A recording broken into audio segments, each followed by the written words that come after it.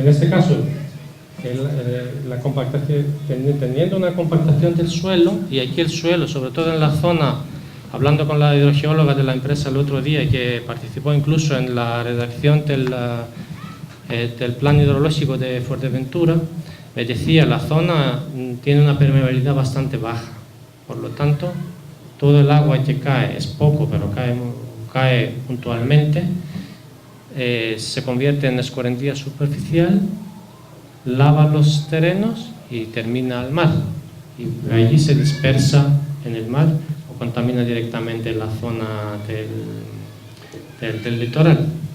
Todos esos puntos, todos esos parámetros que vemos abajo, incluso los residuos peligrosos, tienen el efecto de destruir la vegetación y perturbar el hábitat natural de los animales. Por lo tanto, después de una maniobra militar, el espacio, el hábitat de un animal no es igual que antes. Por lo tanto, el animal tiene ya destruido su entorno, ¿no? su hábitat.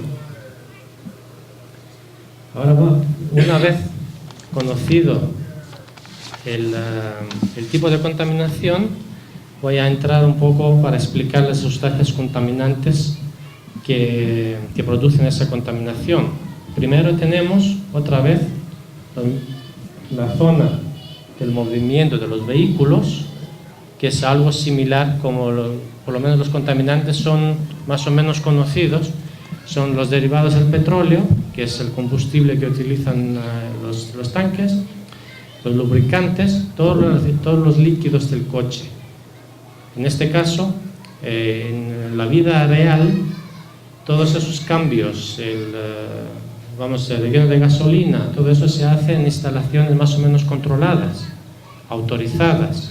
Sin embargo, en un campo de tiro o en las maniobras militares, eso se hace al aire libre, en condiciones bastante adversas.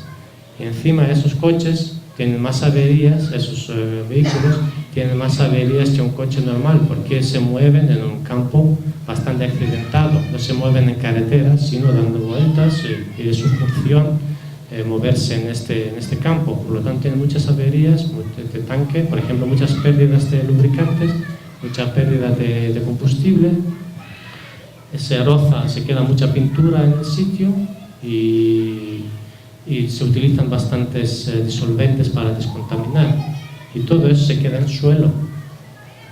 Por otro lado, tenemos los contaminantes de la actividad puramente militar, que son las materias y los objetos o explosivos, y las materias y objetos pirotécnicos, todo relacionado con las explosiones, ¿no? Los luminosos y los ahumadores son pirotécnicos, y los propulsantes, los que ayudan a que se mueva un proyectil, también pertenecen a los explosivos. Después tenemos las armas químicas, las armas biológicas y armas radioactivas. Las tres muy cuestionadas. Las armas químicas se hicieron famosos en España, todos sabemos que son armas químicas de destrucción masiva, lo que provocó la invasión de Irak. Normalmente esas armas químicas no contaminan los suelos directamente, solo si hay una fuga, entonces se puede contaminar, y uno pueden afectar al ser humano si entra en contacto directo con esto. Y armas químicas son las más conocidas en casos de contaminación histórica. O sea, los alemanes, por ejemplo, tienen un problema con las armas químicas fuerte. En la Primera Guerra Mundial, en la Segunda, se han utilizado muchísimos neurotóxicos, y los alemanes tienen el problema de la contaminación porque todavía muchos búnkers de la época de Hitler, donde están depositadas, encima ni siquiera se ven. En un momento determinado se descubre uno y es peligroso para la población. Recuerdo cuando estaba en la Universidad de Berlín, en la Politécnica, joven investigador en su momento, haciendo vídeos de sondeos, tuvimos que investigar un búnker de ese tipo, que estaba bajo agua, el búnker tenía un techo de 2 metros, tenían que perforar el techo y nosotros teníamos que entrar con la cámara para ver la cantidad de sarín, tabú y todo eso que hemos visto, todo lo que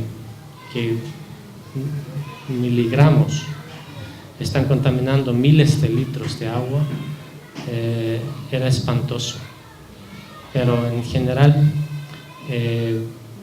se supone que están prohibidos, por lo tanto yo creo que en campos de tiro como este no se utilizan. Lo mismo con las armas biológicas, el anthrax y todo eso que conocemos de los atentados en los Estados Unidos. Estamos hablando de otra esfera, pero las armas radioactivas sí. Lo que conocemos nosotros son las armas radioactivas, conocemos las imágenes de Hiroshima, de Nagasaki, de la isla de Bikini, donde sale el humo así. Esas armas no se utilizan hoy día, existen, las tienen, pero no se hacen en campos especiales como el desierto de Nevada en los Estados Unidos, pero en zonas poco pobladas. Sin embargo, el uranio empobrecido sí que se utiliza, se hizo famoso en su momento en la primera guerra de Irak y en los Balcanes. Hablaré después algo de esto porque la Unión Europea ya está preocupada del tema y ha aprobado una resolución. Después tenemos lo que es aquí son las armas químicas y radioactivas. Finalmente tenemos los restos de explosivos y proyectiles que hablaba Abraham. Todo que se tira se queda allí. Normalmente el ejército, el defensa, dice que todo eso se recoge. Yo desconozco el campo de tiro, que he pasado una vez en mi vida por ahí y yo era turista encima y vi el cartel y miré un poco, pero no puedo hablar mucho del tema. Pero esos son contaminantes porque son metales pesados.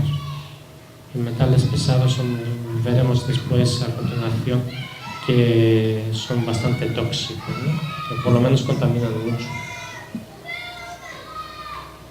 Bueno, los tipos de contaminantes, no se preocupen por los nombres, vamos a verlos después un poco más, vamos a conocerlos y seguro que a algunos les resultarán familiares.